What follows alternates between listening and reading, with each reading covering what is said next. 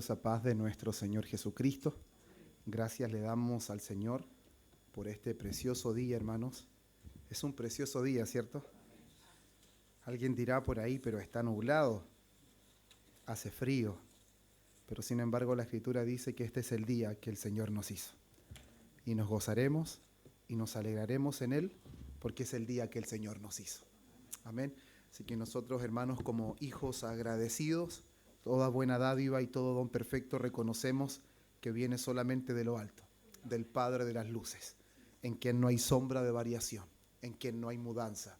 Ya he meditado en esto, que no hay ningún regalo, no hay ninguna dádiva mayor que el perdón de nuestros pecados. La mayor dádiva, hermanos, es el don de la vida eterna. Todas las demás cosas perecerán, pero sin embargo, el regalo de la vida eterna, como la palabra lo dice, va a permanecer para siempre. Pasaremos una eternidad alabando al que está sentado en el trono y al Cordero, hermanos. Así que gracias le damos al Señor por este tiempo, por este día domingo, día del Señor, día en que celebramos con alegría, con júbilo, que nuestro Señor se levantó de entre los muertos. Es la garantía de nuestra justificación, es la garantía absoluta de que todos nuestros pecados, pasados, presentes y futuros, han sido perdonados en Cristo.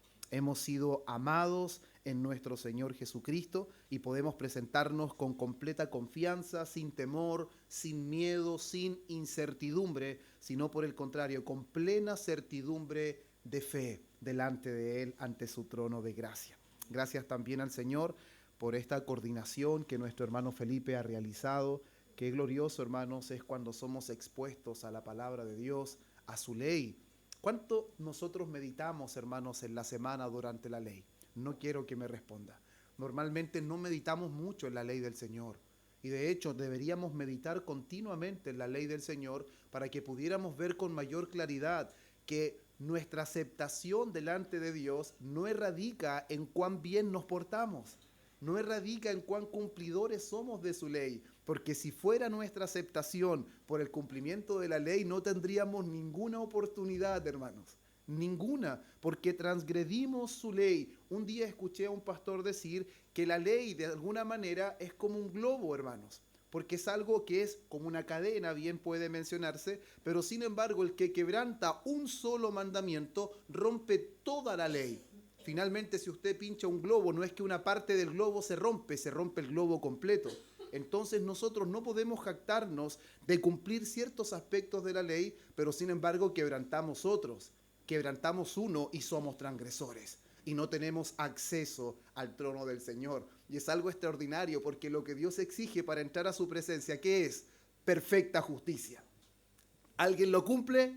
No. La pregunta es, ¿hay personas en el cielo? Sí. ¿Y cómo es posible eso? Si Dios demanda perfecta justicia y nadie camina en perfecta justicia, ¿cómo es que hay personas en el cielo? Y ahí es donde, hermanos, brilla la cruz de Cristo.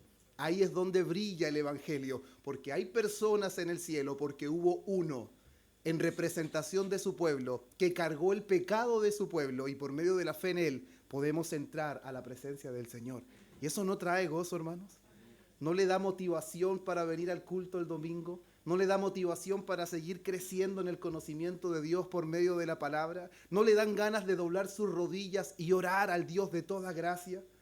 Hermanos, eso es la motivación principal de todo creyente. No hay una motivación superior, hermanos, que lo que acabamos de mencionar. Y gracias al Señor, porque Él nos ha concedido el don del arrepentimiento, el don de la fe, y a través de eso podemos poner nuestra confianza solo y exclusivamente en Jesucristo y hemos recibido el perdón de nuestros pecados. Así que gracias al Señor por eso, hermanos, qué alegría el poder meditar en estos cánticos.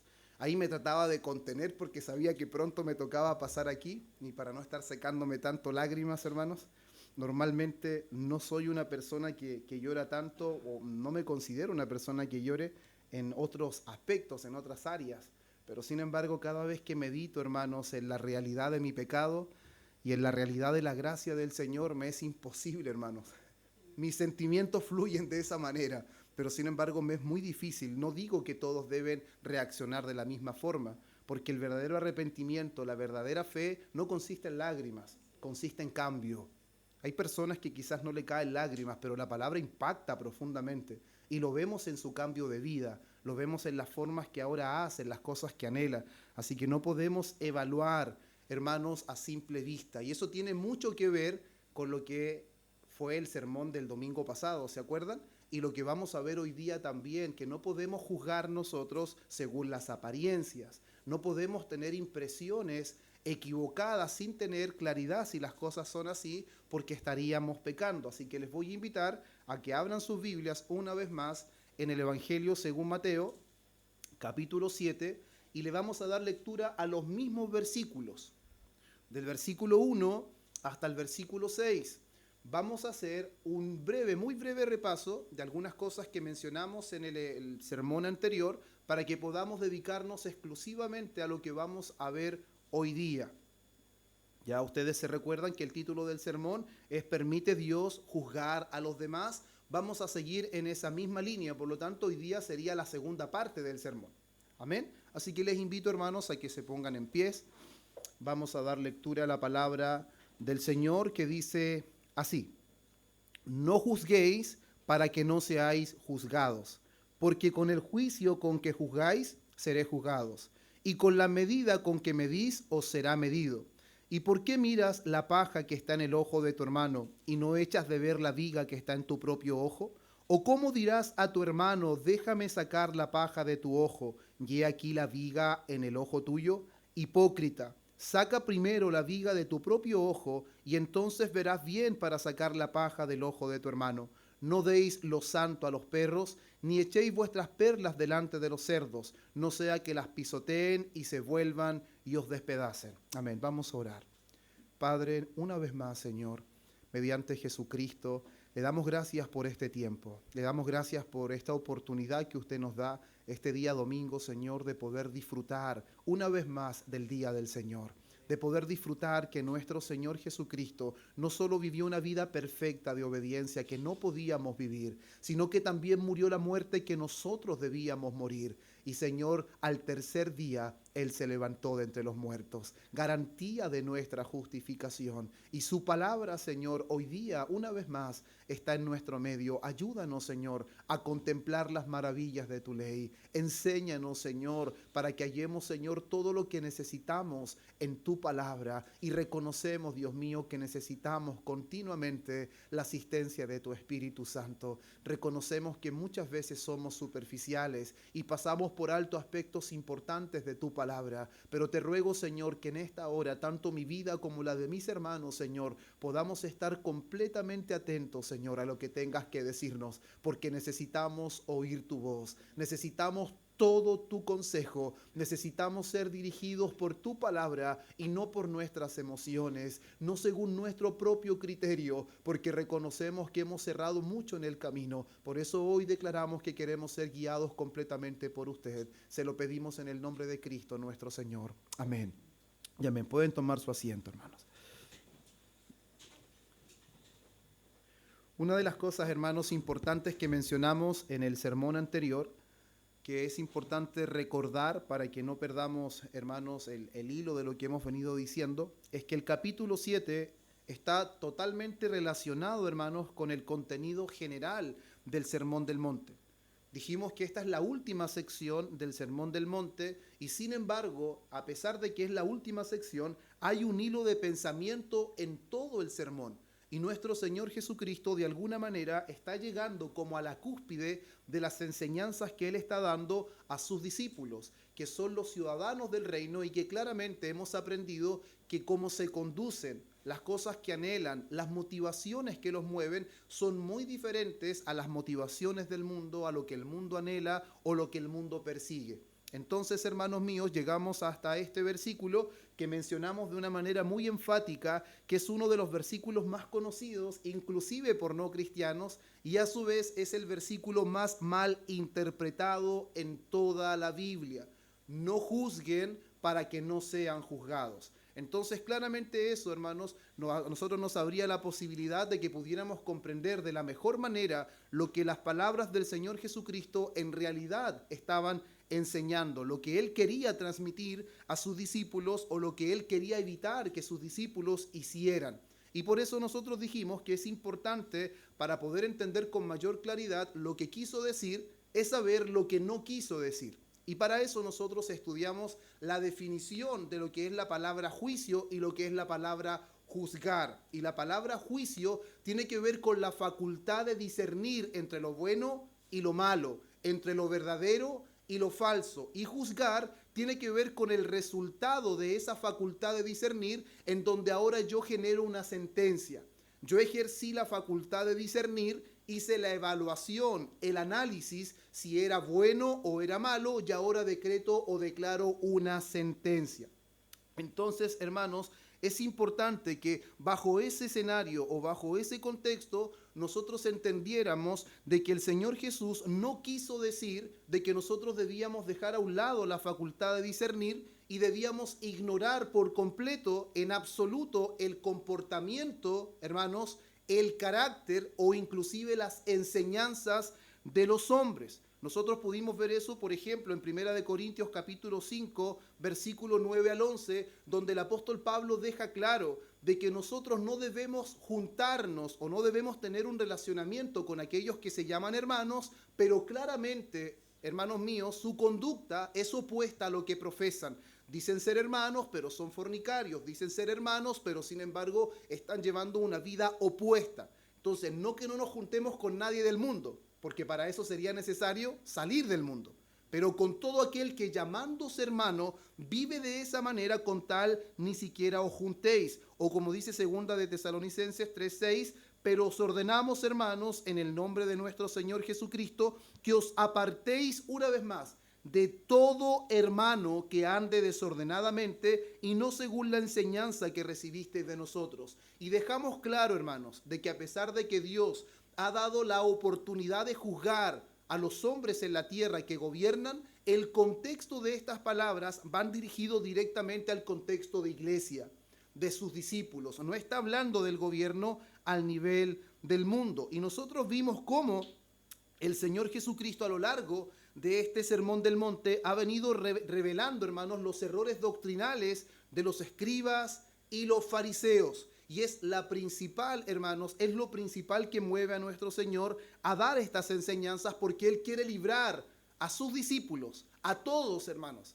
a los de aquel tiempo, ya nosotros hoy día, nos quiere librar de todo espíritu farisaico, de todo espíritu, hermanos míos, que es un espíritu arrogante, un espíritu menospreciador, un espíritu egoísta, un espíritu altamente crítico, pero ciego en relación a nuestra propia maldad. Entonces el Señor quiere librar a sus discípulos de estas cosas, y Él da alertas, como en Mateo capítulo 7, versículo 15 y 16, cuando dice: guardaos de los falsos profetas. Eso deja entrever, hermanos, que claramente Jesús no está enseñando que debemos hacer a un lado la facultad de discernir. La única manera de distinguir entre un falso profeta y un verdadero profeta o un verdadero maestro es ejerciendo la facultad de discernir y poder, hermanos, ejercer una crítica. Jesús no está enseñando que criticar es malo. Lo que Él nos va a enseñar con claridad es que criticar en todo momento y transformarnos en verdaderos críticos es el problema. Porque hay escenarios en donde se hace necesaria la crítica, necesario juzgar. No hay que hacerlo a un lado completamente, pero tampoco hay que vivir juzgando. Esa es la enseñanza principal que Él da. Guardaos de los falsos profetas, que vienen a vosotros con vestidos de oveja, pero por dentro son lobos rapaces. Hay que tener discernimiento para darse cuenta, porque alguien viene vestido de una forma, pero por dentro es de otra. Y la forma de saber cómo estas personas son lobos rapaces, dice: por sus frutos los conoceréis. Ese es el aviso que Él está dando a sus discípulos. ¿Acaso se recogen uva de los espinos o higo de los abrojos? Entonces, clara la enseñanza. Inclusive, hermanos, nosotros pasamos por un tiempo extendido demostrando de cómo, para que en realidad una iglesia pueda contar con pastores o con diáconos, es necesario examinarlos. ¿Se recuerdan de eso? no es simplemente que tiene una buena pinta, de que tiene una buena habla, sino que en realidad debe cumplir ciertos requisitos en cuanto a su carácter, en cuanto a su conducta y en cuanto a su enseñanza. Eso lo podemos ver claramente en 1 de Timoteo capítulo 3, versículo 1 al 13, donde está la sección de los requisitos para el obispo, pero entendiendo que anciano, pastor y obispo es la misma persona, solo que son ejercicios diferentes de su función.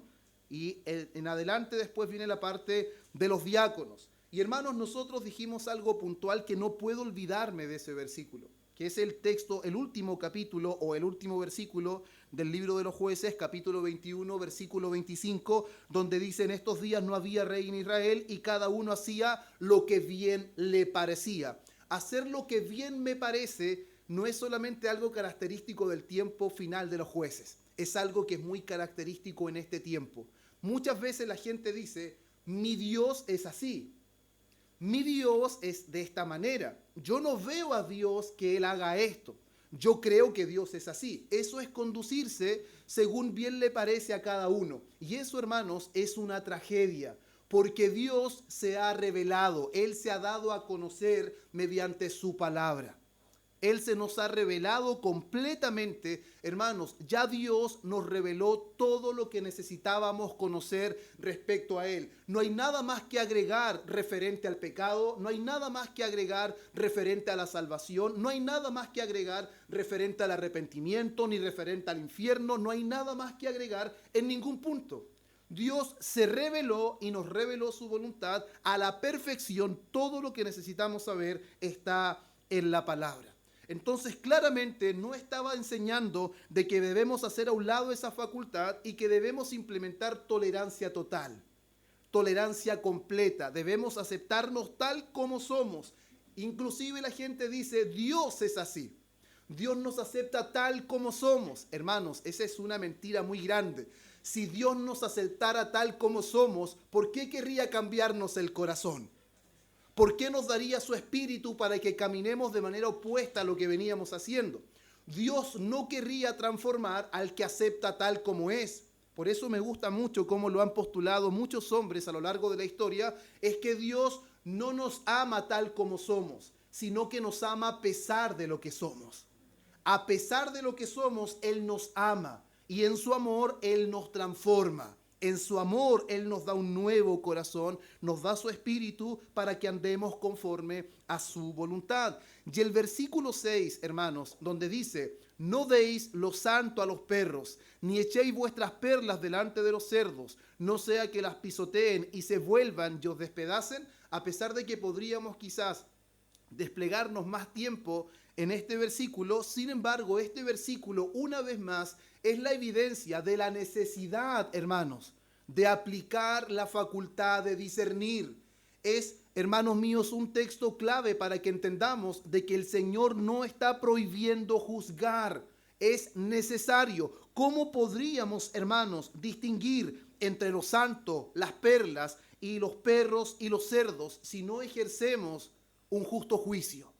Si no aplicamos, hermanos míos, una crítica. La crítica no es lo que Jesús está diciendo que no debe realizarse en absoluto. No está prohibiendo el juzgar. No deis, dice, lo santo a los perros, ni echéis vuestras perlas delante de los cerdos. Los perros, hermanos, en el tiempo de Jesús no son como ahora. Los perros son mascotas inclusive más queridas que los mismos humanos.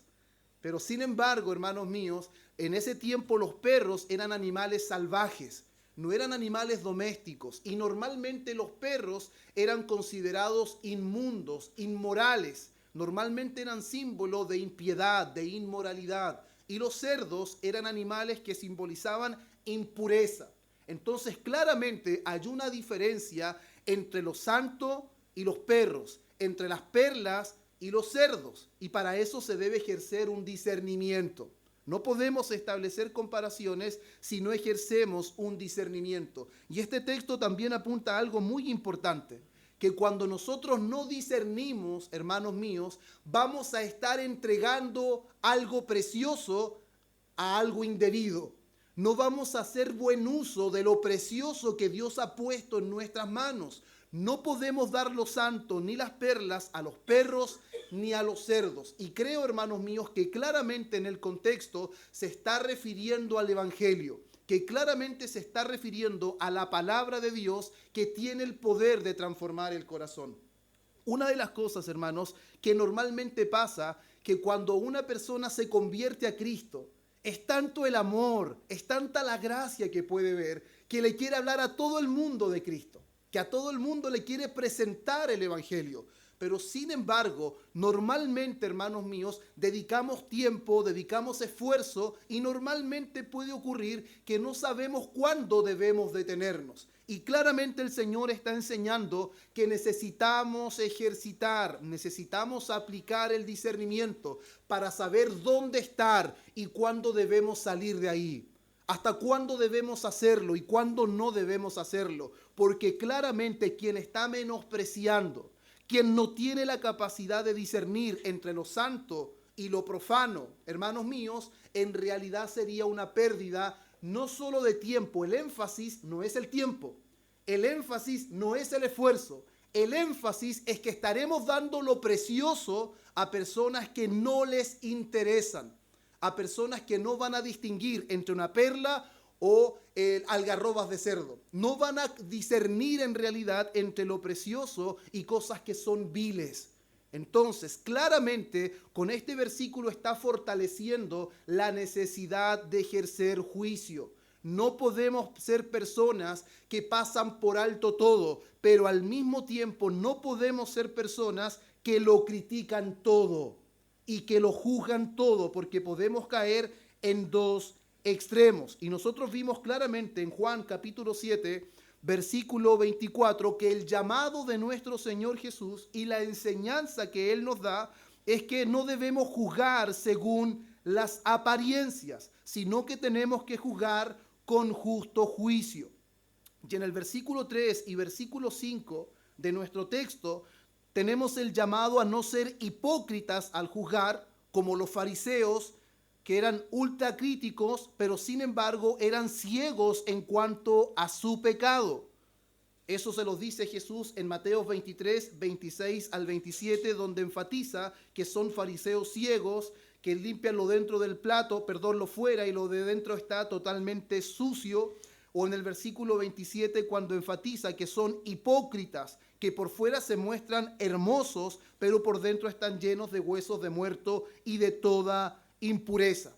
Con esos textos nosotros, hermanos, dejábamos en evidencia que el estándar para poder juzgar con justa medida no estaba en las apariencias, no estaba en lo externo, sino que estaba en la palabra de Dios. La única manera en que podamos hacer un juicio correcto, un juicio recto, es cuando está basado en la palabra de Dios. Al ser así, hermanos míos, no podían juzgar con justo juicio. Cuando ellos no podían ver su propio pecado y solo enfatizaban los errores de los demás, su pecado le era estorbo para poder, hermanos, ejercer un justo juicio. Primero quita la viga de tu ojo para que después puedas ayudar a tu hermano. Si nosotros solamente nos enfatizamos en los errores y en los pecados de los demás, pero no somos capaces de ver nuestras propias faltas, nuestros propios pecados, hermanos, será un estorbo para poder ayudar a nuestros hermanos. No podremos ayudar a nadie a menos que no tratemos con nuestro propio pecado. Romanos 2:1. Por lo tanto, no tienes excusa, oh hombre, no importa quién seas tú que juzgas, porque en lo que juzgas a otro, te condenas a ti mismo, pues tú que juzgas, haces lo mismo. O el texto que decía más adelante en nuestro texto, o cómo dirás a tu hermano, déjame sacar la paja de tu ojo, y aquí la viga en el ojo tuyo, hipócrita. Saca primero la viga de tu propio ojo. Hermanos, esto es una alerta. Es una hipocresía dar a entender que quiero ayudar a mi hermano, pero esa ayuda es una ayuda entre comillas, porque es una hipocresía. En realidad no quiero ayudarlo. En realidad solo estoy enfatizando sus errores. En realidad solamente estoy dejando en evidencia que me desagrada lo que hace, que no me gusta cómo se comporta, pero sin embargo la verdadera intención no es ayudarlo. Hipócrita, dice, primero saca la viga de tu ojo y entonces, recién ahí, verás bien para sacar la viga del ojo de tu hermano. Entonces, hermanos míos, todo lo que nosotros pudimos ver, creo que quedamos bastante claro que el Señor no prohíbe en lo absoluto el juzgar, sino más bien hay un sentido pleno que Él quiere dar al juzgamiento para que no nos convertamos en verdaderos críticos y perdamos toda la esencia de lo que significa tener esta facultad de poder juzgar. Y hoy día principalmente, hermanos, nos vamos a centrar en las palabras del versículo 2, cuando dice: porque con el juicio con que juzgáis, seréis juzgados, y con la medida con que medís, os será medido. Hermanos, estas palabras son profundas y deberían hacernos meditar. En otras palabras, Jesús está advirtiendo que la forma en que juzgamos a los demás influirá en cómo seremos juzgados. No podemos ignorar estas palabras, porque si nosotros somos parte de la alta crítica, no podemos ignorar que de la misma manera o el mismo criterio o la misma actitud que tenemos para juzgar será la misma forma en que nosotros seremos juzgados. Jesús está diciendo, si ustedes juzgan con dureza, si ustedes juzgan sin misericordia, quiere que entendamos que nosotros seremos juzgados de la misma manera. Por lo tanto, hermanos míos, claramente no debemos hacer un lado la facultad de juzgar, pero sin embargo debemos tener en cuenta cuál es la actitud con la que nosotros vamos a ejercer la crítica. Criticar es necesario. Analizar, examinar, evaluar es necesario. Pero ¿cómo lo vamos a hacer? ¿Con dureza?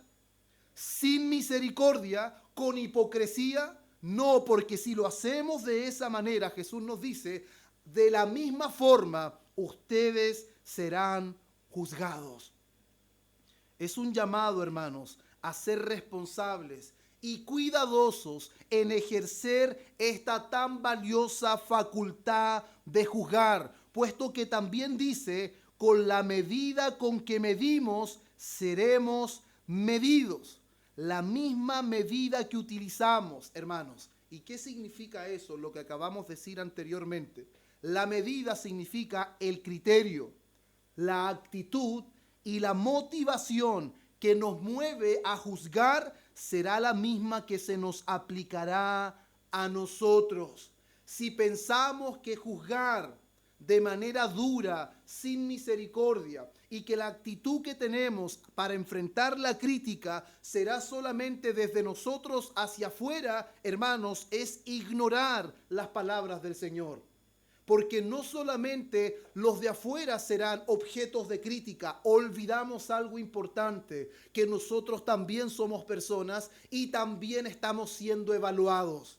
Y el apóstol Pablo va a dar, hermanos, en el clavo de las palabras que nuestro Señor Jesucristo está enseñando en Gálatas capítulo 6, versículo 1, cuando nos dice: hermanos, si alguno fuere sorprendido en alguna falta, vosotros que sois espirituales, restaurarle con espíritu de mansedumbre, considerándote a ti mismo. Hermanos, grábese esa palabra en su corazón, en su mente. Considerándote a ti mismo, no seas que tú también seas tentado. ¿Qué está diciendo el apóstol Pablo aquí? Que la intención siempre debe ser restaurar.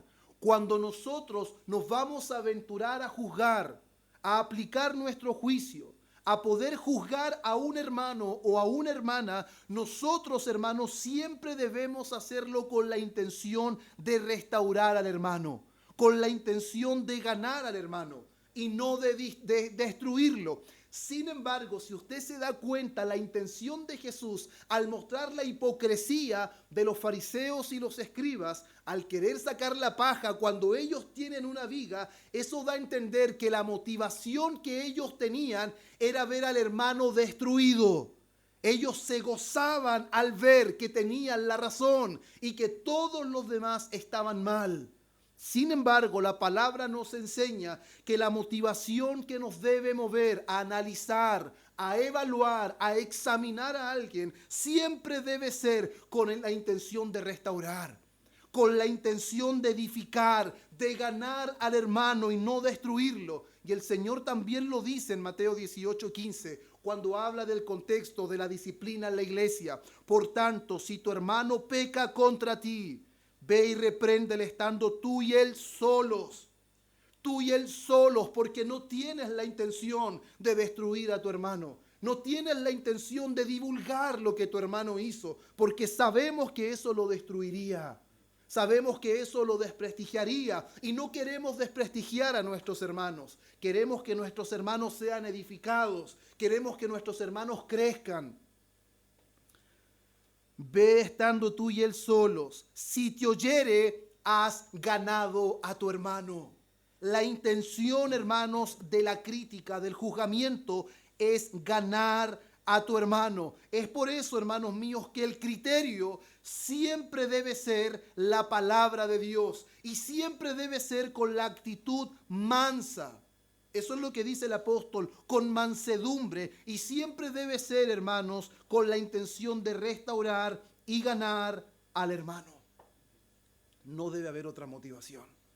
Si la motivación es distinta, solamente, hermanos, estamos dando a entender que estamos comportándonos de la misma manera como lo hicieron los escribas y los fariseos. Y eso, hermanos, en esta hora debería caer rendido delante del Señor y reconocer nuestro pecado, porque Él es amplio en perdonar.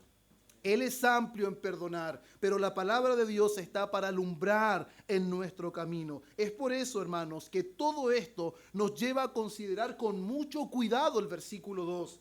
A medida que iba estudiando de forma personal, hermanos, esta sección del Sermón del Monte, no juzguéis para que no seáis juzgados, porque con la medida que medís os será medido. Hermanos, esas palabras son profundas, porque si nosotros utilizamos un criterio, no podemos ignorar que ese criterio se nos vendrá de vuelta. Y normalmente no queremos ser el objeto de crítica de nadie. Una de las cosas que normalmente no nos gusta es que nuestro nombre esté en la boca de nadie, ¿o no es así? A nadie nos gusta que las personas hablen de nosotros. Pero seamos honestos, hermanos. Nosotros somos peores de lo que la gente dice.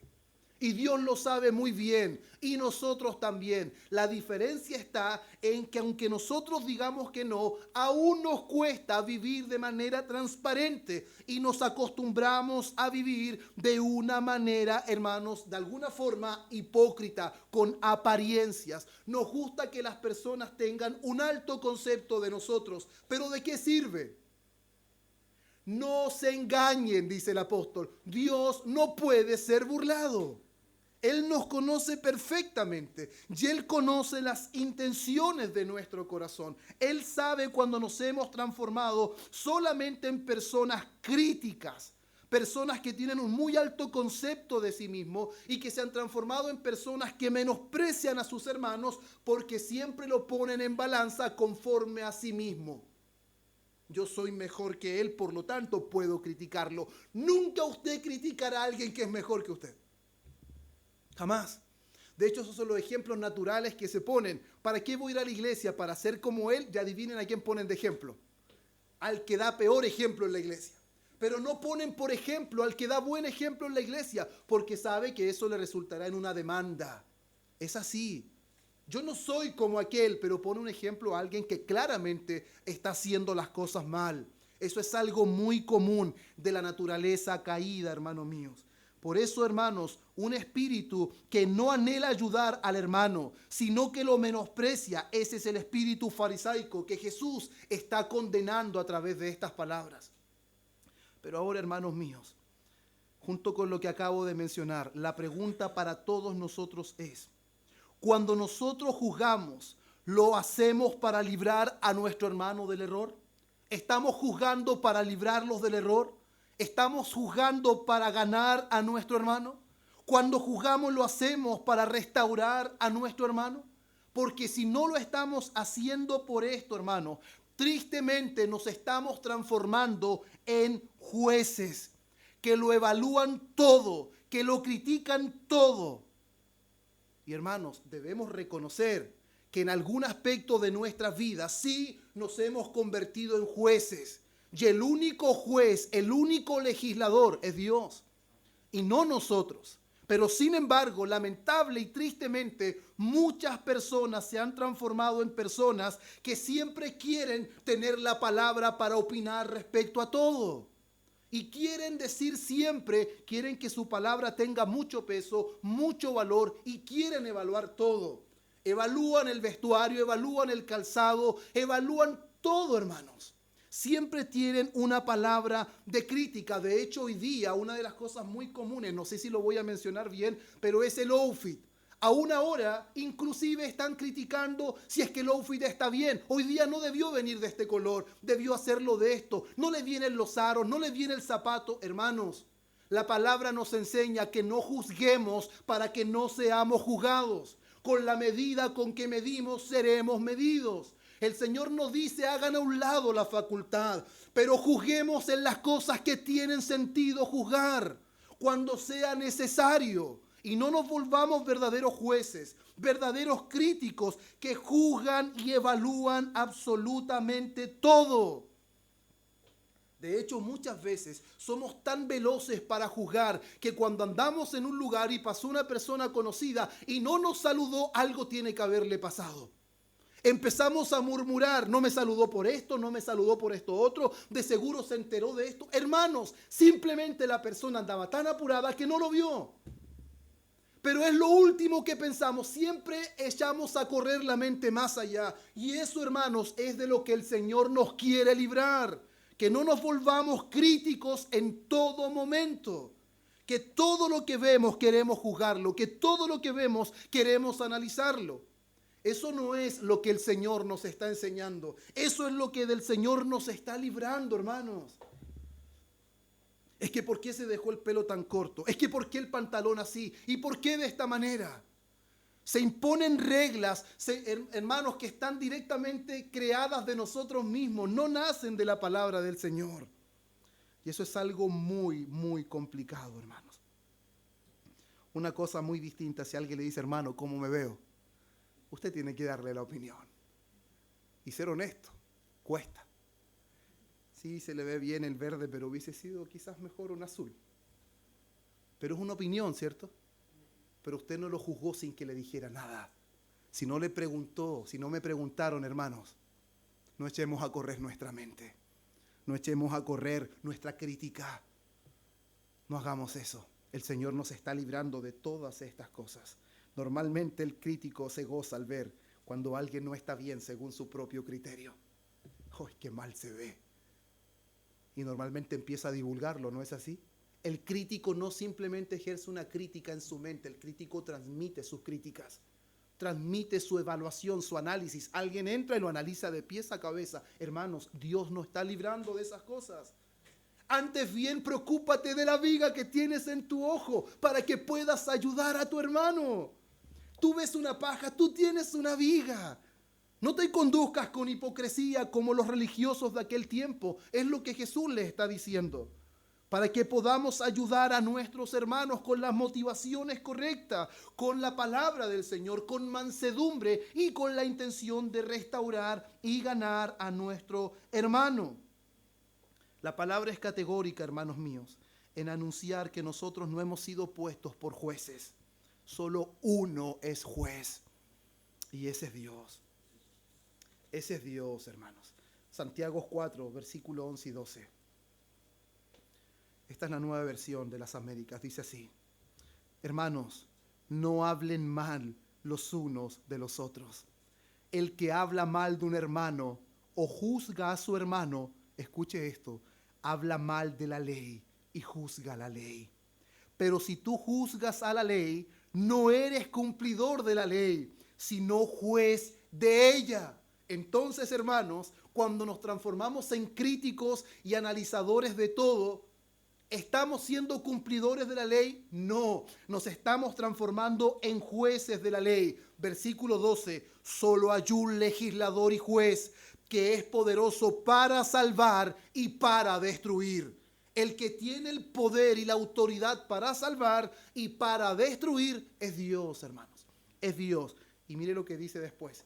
Pero tú, ¿quién eres que juzgas a tu prójimo? El que puede hacerlo en todo momento es Dios.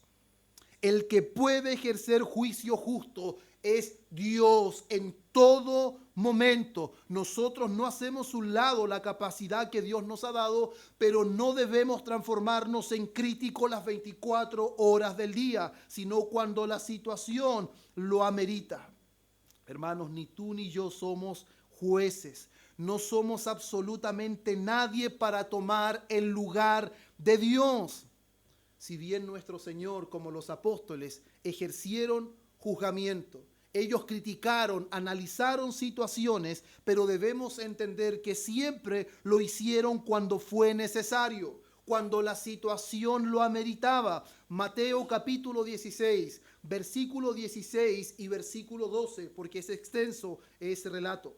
Y Jesús les dijo a sus discípulos: mirad, guardaos de la levadura de los fariseos y de los saduceos. Ellos no entendieron lo que Jesús les decía y pensaron que era porque no llevaban pan con ellos. Y en el versículo 12 dice: entonces entendieron que no les había dicho que se guardasen de la levadura del pan, sino de la doctrina de los fariseos y de los saduceos. La pregunta es, ¿Jesús simplemente está haciendo una crítica destructiva de los fariseos y los escribas o los saduceos? Él está resguardando a sus discípulos. Él no quiere que se contaminen con falsas enseñanzas o con apariencias o con hipocresías. Filipenses capítulo 3, versículo 1 y 2. Por lo demás, hermanos míos, regocíjense en el Señor. A mí no me es molesto escribirles otra vez lo mismo. Y para ustedes, escucha esta palabra, es motivo de seguridad. Es motivo de seguridad. Cuídense de esos perros.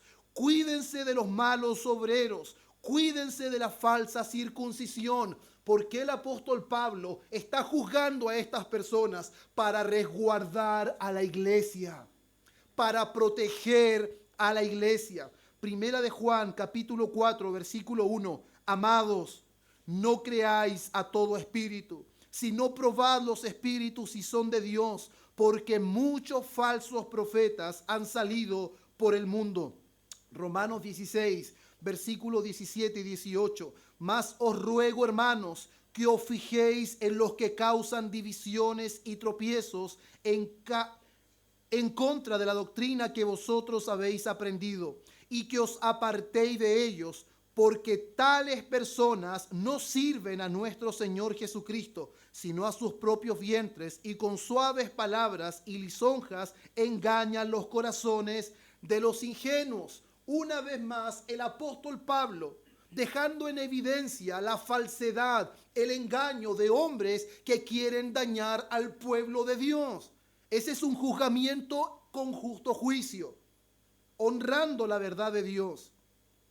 Tito, capítulo 1, versículos 10 y 11. Porque hay muchos contumaces, habladores de vanidades y engañadores, mayormente los de la circuncisión, a los cuales es preciso tapar la boca. Hermanos, a los cuales es preciso tapar la boca, que trastornan casas enteras, enseñando por ganancia deshonesta lo que no conviene. ¿Por qué son todos, hermanos, estas críticas, esta examinación que el apóstol Pablo hacía de estos hombres? Para que nadie los contaminara, para que nadie los desviara de la sincera fidelidad a Cristo. Por eso, hermanos míos, nunca ustedes deben extrañarse cuando los pastores, o inclusive en mi propio caso, en algún momento me vea en la necesidad de poder exponer, hermanos, la falsa enseñanza, de poder exponer a personas que quieren desviar a la iglesia, que quieren contaminar a la iglesia, inclusive si fuera necesario con nombres. En muchas ocasiones va a ser necesario nombrar con nombres quiénes son los que están pervirtiendo el camino del Señor. Pero no hay que juzgar. Estamos aprendiendo que ese no es el contexto de lo que el Señor enseña. Hay que juzgar, hay que analizar, hay que examinar, retener lo bueno. El apóstol Pablo, en 2 de Timoteo, capítulo 2, versículos 16 y 17, evita las palabrerías vacías y profanas, porque los dados a ellas conducirán más y más a la impiedad, y su palabra se extenderá como gangrena. Entre ellos están Emineo y Fileto. Hermanos, ¿el apóstol Pablo dio nombres? Sí. Él nombró quiénes son los que están siendo como gangrena con sus palabras que son profanas y vacías, que se han desviado de la verdad, diciendo que la resurrección ya tuvo lugar, trastornando así la fe de algunos. La resurrección ya tuvo lugar y están trastornando la fe de algunos. El apóstol Pablo no entendió de esa manera como muchos entienden el sermón de Jesús. No juzguen para que no sean juzgados. Dios se encargará. No, él como ministro de Dios tenía la responsabilidad de resguardar a la iglesia de Cristo. Y él dijo: Emineo y Fileto se han desviado de la verdad. Y no pongan oído a sus palabras. No pongan atención a los dichos de su boca. Es necesario, como le dijo a Tito, taparles la boca si es necesario. Entonces, claramente, hermanos míos, el llamado es a ejercer un justo juicio en los momentos necesarios, cuando la situación lo amerita, y no transformarnos en personas críticas que todo el tiempo analizan, que todo lo cuestionan, que todo lo critican. ¿Por qué? Hermanos míos, juzgar sin justo juicio y conformes a la apariencia, ser ultra críticos, es pecado. Es pecado. Y nuestro texto bien dice que si juzgamos seremos juzgados. Y mencioné solo un aspecto de lo que esa palabra en realidad dice, que así como juzgamos a otros, seguramente vamos a ser juzgados por ellos. Pero sin embargo, hermanos míos, el texto no solamente está hablando de que seremos juzgados por otros hombres, sino que la palabra es clara, que si nosotros juzgamos, nosotros no debemos perder de vista de que Dios es juez y juez justo. Y si es pecado, no nos quedaremos, hermanos, sin recibir las consecuencias por nuestro pecado y por tomar nuestro pecado a la ligera. Ya alguien me dirá, pero la palabra es categórica de que si somos sus hijos no podemos ser juzgados, no pasaremos por juicio. Romanos 8:1 dice que no hay condenación para los que están en Cristo Jesús. El mismo capítulo, versículo 35, dice que nadie nos separará del amor de Dios que es en Cristo Jesús. Pero sin embargo, hermanos míos, cuando nosotros leemos 2 de Corintios, capítulo 5, versículo 9 al 11, leemos esto. Por tanto, procuramos también, o ausentes o presentes, serle agradables, refiriéndose a Dios, porque es necesario que todos nosotros, ¿escuchó esa palabra? ¿Cuántos? Todos nosotros comparezcamos ante el tribunal de Cristo, para que cada uno reciba según lo que haya hecho mientras estaba en el cuerpo, sea bueno o sea malo. Entonces, el juzgar por apariencias es pecado, y debemos saber que el pecado trae consecuencias. El juicio por parte de los demás, con la misma manera que nosotros medimos, y aún más el juicio de parte de Dios. Primera de Corintios, capítulo 11, versículo 27. Nos dice que en realidad Dios juzga nuestros pecados y lo juzga en el tiempo presente. Primera de Corintios, vamos a leerlo, del 11, 27 en adelante, para que tenga en cuenta, hermanos, que Dios sí juzga el pecado.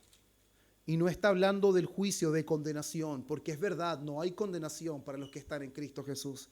Los que han puesto su confianza en Él pasarán la eternidad junto a Dios.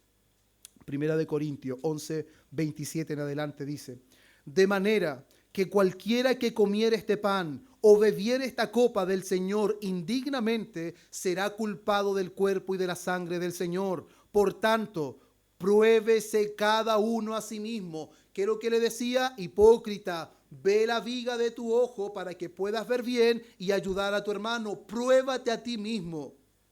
Cada uno ya coma así el pan y beba de la copa.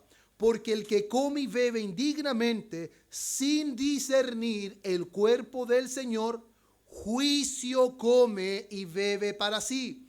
Por lo cual hay muchos enfermos y debilitados y muchos duermen. Si pues nos examinásemos a nosotros mismos, no seríamos juzgados, mas siendo juzgados, somos castigados por el Señor para que no seamos castigados con el mundo. Se da cuenta como claramente no está hablando de un juicio de condenación, sino de ser castigados por Dios nuestro Padre por caminar en rebeldía a su palabra, por caminar de una manera inconsistente con lo que Él ha ordenado a su iglesia. Hebreos 12:6, Él dice claramente, al hijo que ama lo disciplina.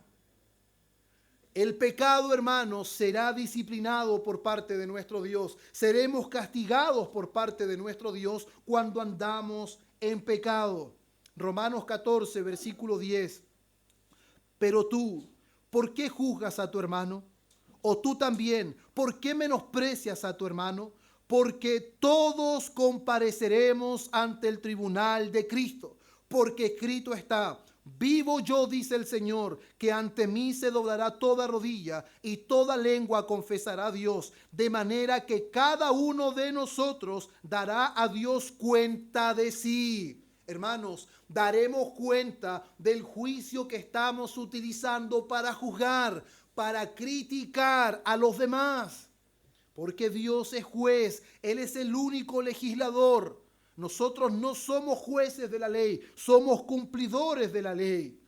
¿Y por qué, hermanos, quebrantamos la ley? Cuando juzgamos y criticamos y examinamos sin tener un justo juicio con nuestros hermanos, cuando nos guiamos según las apariencias, ¿por qué quebrantamos la ley de Dios? Porque la palabra nos enseña que el amor es el cumplimiento de la ley. Amarás a tu prójimo y es el cumplimiento de la ley. El amor, Romanos 13, 9 y 10. Porque no adulterarás, no matarás, no hurtarás, no dirás falso testimonio, no codiciarás y cualquier otro mandamiento. En esta sentencia se resume: amarás a tu prójimo como a ti mismo. El amor no hace mal al prójimo, así que el cumplimiento de la ley es el amor. El que ama a su prójimo no lo ve como objeto de crítica.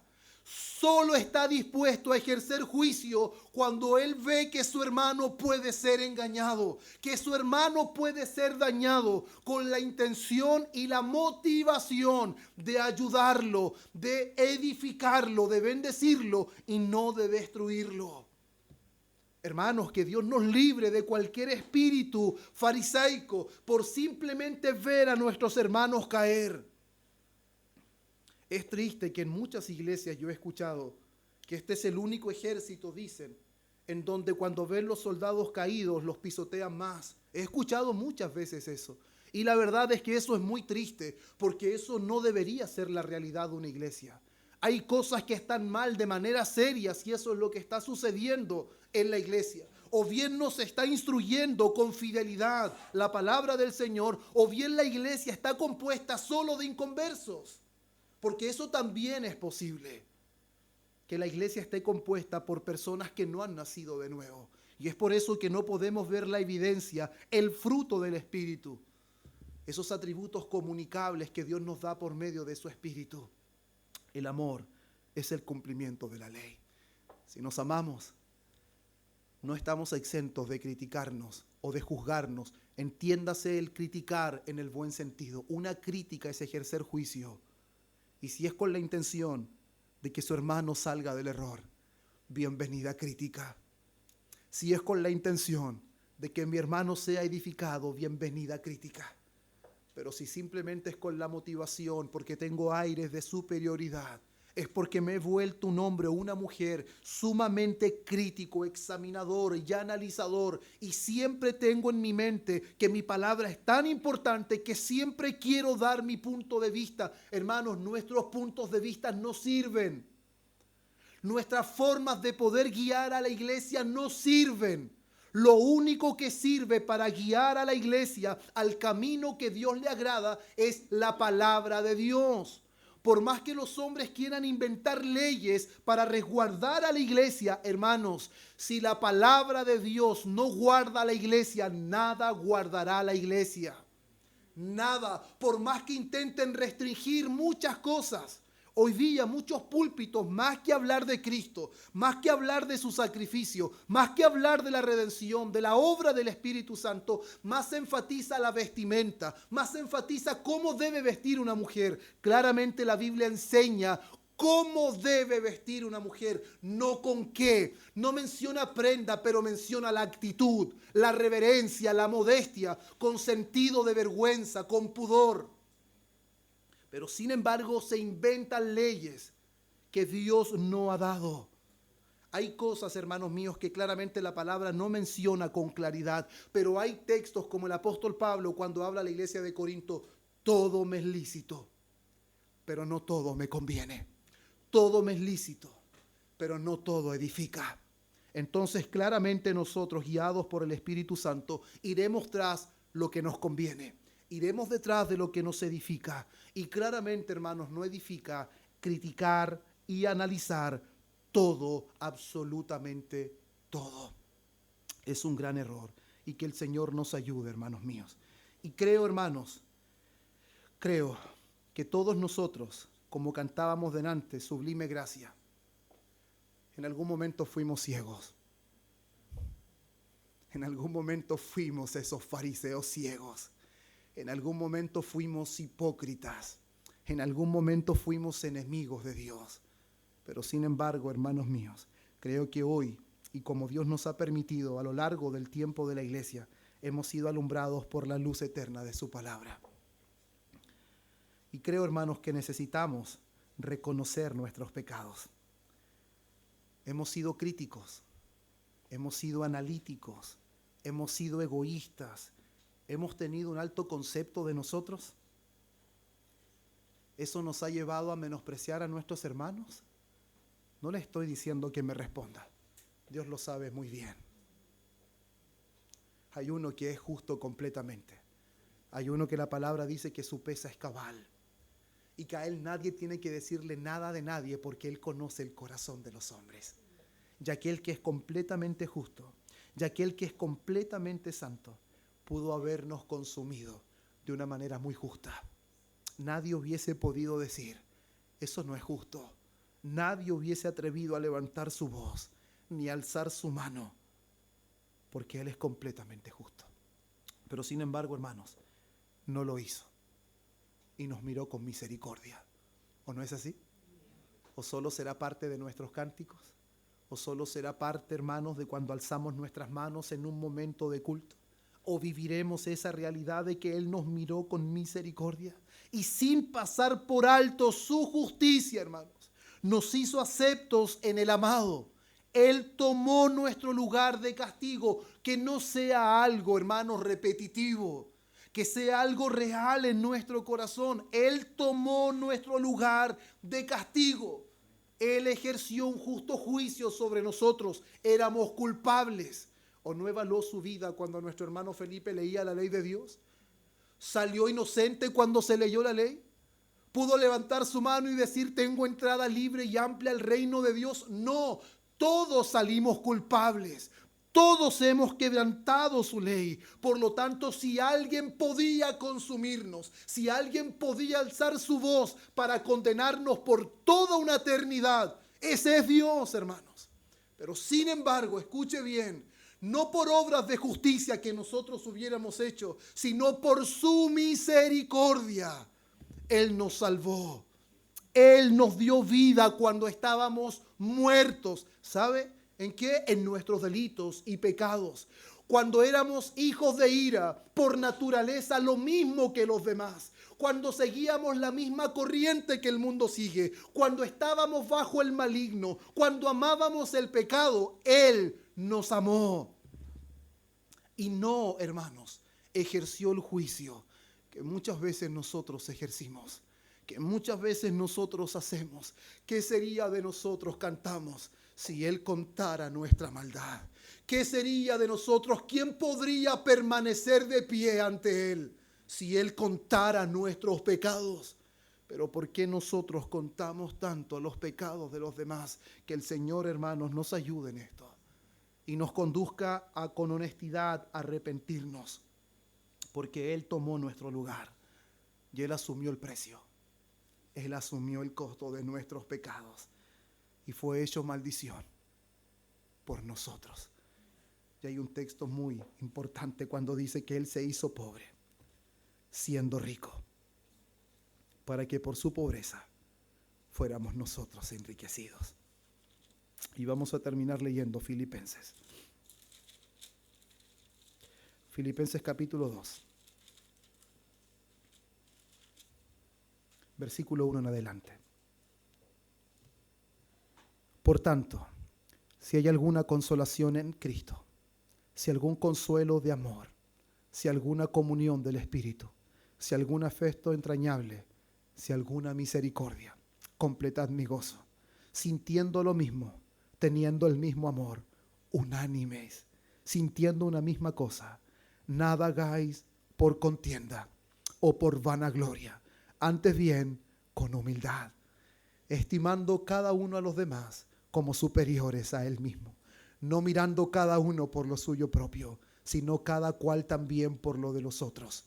Ahora, hermanos, lo glorioso, haya pues en vosotros este mismo sentir que hubo también en Cristo Jesús, el cual siendo en forma de Dios, Él no estimó el ser igual a Dios como cosa que aferrarse, sino que se despojó a sí mismo y tomó forma de siervo, hecho semejante a los hombres, y estando en la condición de hombre, se humilló a sí mismo, haciéndose obediente hasta la muerte y muerte de cruz. Por lo cual Dios también lo exaltó hasta lo sumo y le dio un nombre que es sobre todo nombre, para que en el nombre de Jesús se doble toda rodilla, de los que están en los cielos y en la tierra y debajo de la tierra.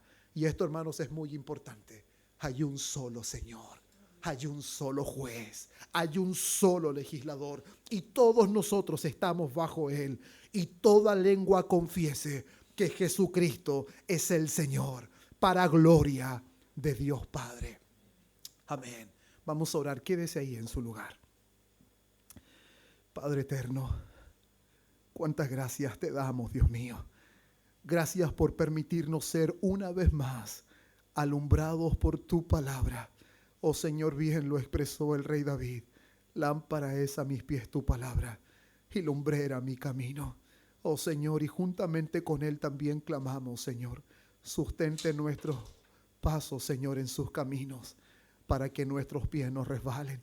Señor, reconocemos que cuán ciegos fuimos en otro tiempo, que nos condujimos, Dios mío, con hipocresía. Oh Señor, cuán críticos pudimos llegar a ser. Pero Señor, hoy tenemos tu Espíritu morando en nosotros.